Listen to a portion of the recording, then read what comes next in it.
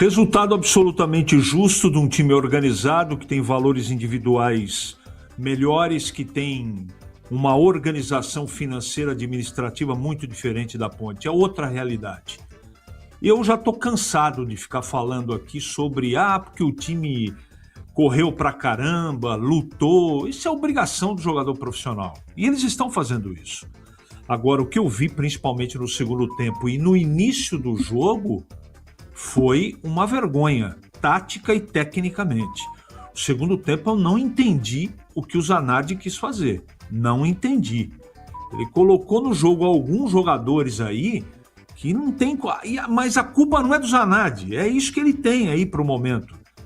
Mas o fato é que em nenhum momento a Ponte mereceu, na minha opinião, empatar o jogo.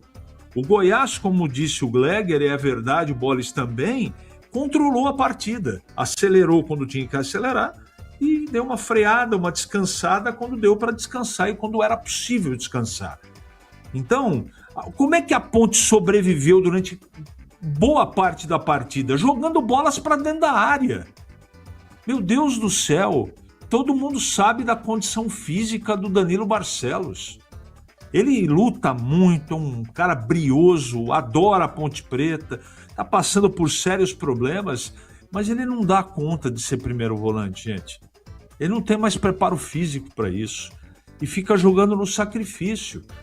Mas vai colocar quem? Tá bom, tá tudo certo, eu não estou discutindo escolhas, eu estou dizendo que a Ponte vive do Elvis e do Danilo Barcelos. A zaga é uma peneira, os laterais lutam muito, tem até valor, mas hoje o menino Júlio teve a chance de resolver o problema para a Ponte pelo aspecto emocional, não conseguiu colocar a bola para dentro do gol. E o ataque da Ponte é um ataque de risos. Da hora, Baianinho, Rodriguinho, Brandão, desculpa, gente, para disputar Copa Paulista não serve.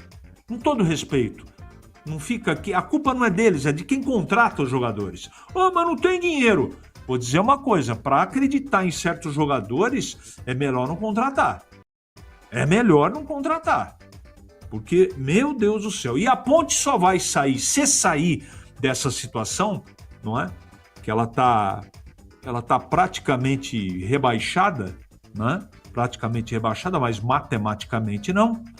Eu digo o seguinte, com toda a frieza do mundo, ou a Ponte contrata um time novo, que eu acho pouco provável que isso aconteça, ou nós vamos passar o segundo turno inteirinho aqui, só lamentando, batendo palmas aqui para os jogadores que correm, e é verdade, né? Mas tecnicamente a Ponte é um time muito sofrível, e pelo futebol até agora apresentado, se não for igual ao do América, é pior do que o América, que é o último colocado. Portanto, merecida a colocação da Ponte e merecida também a vitória do Goiás. É bem lembrado.